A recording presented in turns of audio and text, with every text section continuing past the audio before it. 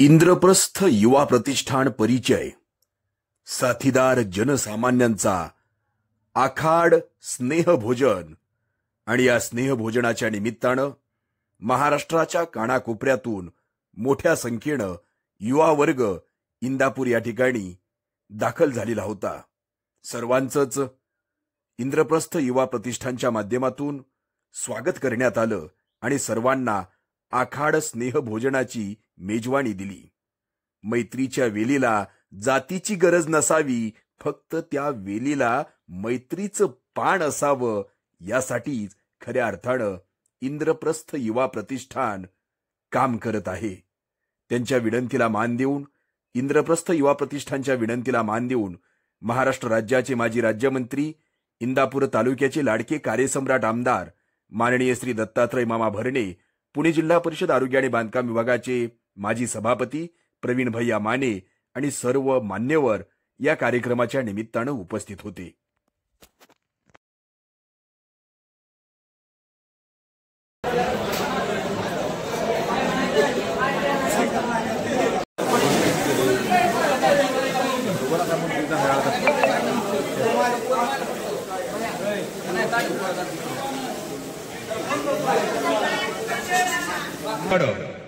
इंद्रप्रस्थ युवा प्रतिष्ठान परिचय साथीदार जनसामान्यांचा आखाडा स्नेहभोजन या निमित्तानं महाराष्ट्र राज्याचे माजी राज्यमंत्री, इंदापूर तालुक्याचे लाडके कार्यसम्राट आमदार माननीय श्री दत्तात्रय मामा भरणे मामा वेळात वेळ काढून आपण उपस्थित राहिलात। आपलं इंद्रप्रस्थ युवा प्रतिष्ठान मित्रमंडळाच्या वतीनं, मित्रपरिवाराच्या वतीनं नम्रपूर्वक सहर्ष स्वागत। आपला यथोचित असा मान सन्मान या ठिकाणी संपन्नच्या निमित्तानं, स्नेहभोजनाच्या निमित्तानं पुणे जिल्हा परिषद आरोग्य आणि बांधकाम विभागाचे माजी सभापती प्रवीण भैया माने वेळात वेळ काढून भैयासाहेब उपस्थित राहिलेले आहेत। आपलं नम्रपूर्वक सहर्ष सर्व समाजाला, सर्व जातीला घेऊन आज आखाडा स्नेह मेळावा आयोजित केला, त्याबद्दल इंद्रप्रस्थ मित्रमंडळाच्या सगळ्याच कार्यकर्त्यांचे मी मनापासून आभार मानतो। शेवटी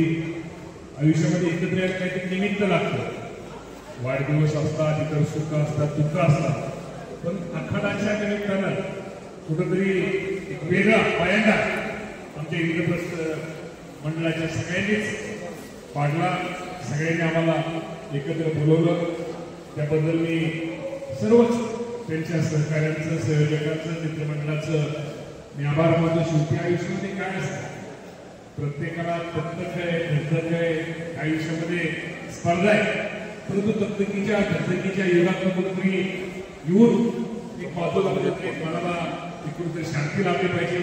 त्या निमित्तानं सर्व मित्र एकत्र आले पाहिजे, सुख दुःख एकमेकाला वाटलं पाहिजे, एकामेकाच्या सहवासात, एकमेकाच्या अडचणी, सुखाच्या अडचणीच्या आणि आपल्याकडून एखाद्याचं दुःख जर थोडं हलकं होत असेल त्यातनं काय लागतं, त्यातनं असा हा एकत्र येण्याचा हा एकत्र या निमित्तानं सर्वांना एकत्र या प्रतिष्ठानने आणलं। प्रतिष्ठान तुम्ही युवा प्रतिष्ठान, इंद्रप्रस्थ युवा प्रतिष्ठानने सगळ्यांना एकत्र आणलं, त्याबद्दल मला एक खूप आनंद आहे। आणि आज निश्चित प्रकारे मी पण दिवसभर तुम्हाला सांगायला हरकत नाही, दिवसभर लाडक्या बहिणीच्या कार्यक्रमात होतो, मला पण भजनात भूक लागली होती आणि मी कुठेतरी जेवणाची दुकानात वाढवली होती आणि मला तुम्ही जेवण दिलं आणि जेवण करताना काय करताना त्यांना मी मनसोक्त जेवलं, मी पिवळं घेतलंय, तिकाण घेतलंय, वरचं घेतलंय, म्हणजे असं त्या झगडेपणे मातीला बरोबर आणून कसं असतं, नेहमी वाटपा हा करता पाहिजे, त्यासाठी वाटप्याचा वशिला लावला की बरोबर एक मन आहे वाटपाचा घरच्यासाठी आपोआप त्याचं चांगलं येतं, त्याप्रमाणे झगडेपणे माझं चांगलं केलं, जेवण चांगलं केलं, चांगलं म्हणजे जेवण चांगलं दिलं। असंच बाबा आनंद आयुष्यात, आनंद हा वाटायचा असतो, आनंद हा गोलगोल आहे, आनंद आपण पुढच्या माणसाबद्दल घाललेला तोच आनंद उलटा आपल्याला आपल्या कुटुंबाला मिळाल्याशिवाय राहत नाही, त्यामुळे आनंद द्यायचा असतो आणि आनंद घ्यायचा असतो।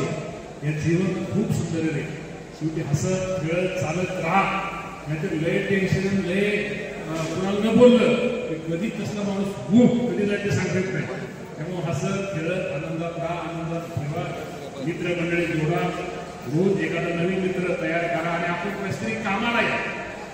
आपल्याला आयुष्यामध्ये एखादं आजारी पडला, कुठे एखादं काम आहे आणि त्यांनी फोन केला, तुम्हाला ती संधी आहे परमेश्वर, त्या संधीचं रूपांतर मैत्रीमध्ये करा, त्याला मदतीला जावा. शेवटी मैत्री, मदत, सहकार्यातलं माणूस काही शिकला तर नाही पाहिजे. शेवटी माणसाने माणसाचं मन तयार केलं, पुढच्या माणसाला आपला एक विश्वास दाखवला तर निश्चित त्याचा फायदा आपल्या सगळ्यांना होतो. आज मला वाटतं पुण्यावरून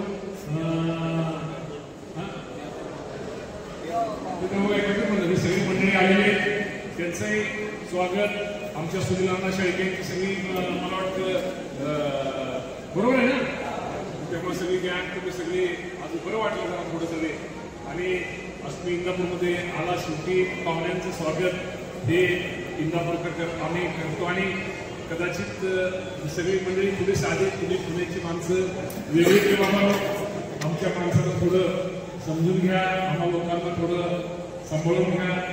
या सुंदर आयुष्यामध्ये खूप या सुंदर आयुष्यामध्ये जेवढं शांत असतो, मला सुद्धा किती बरं वाटलं असेल. नाही तर रोज दगदग सगळं हा प्लॉटिंग त्यांनी अतिक्रमण केलं, त्यांनी काय टाकलं, खरं बोलायला काय केलं त्यांनी, म्हणजे सगळी ती पुण्यावाली मंडळी. त्यामुळं हे पण ह्या तकदगीच्या जीवनात असं तुम्हाला इंदापूर हायवे, ही झाडी, हा रस्ता, डोंगर आमच्याकडे नाही, आमच्याकडे हॉटेल पण नाही तसं काय हॉटेल. त्यामुळं असंच तुमच्या सगळ्यांचं पुन्हा सगळ्या पाहुण्यांचं काय म्हणतो इंदापूरमध्ये म्हणजे तिकडे गेल्यामुळे जरा कमी लोकांना परिचित आहे.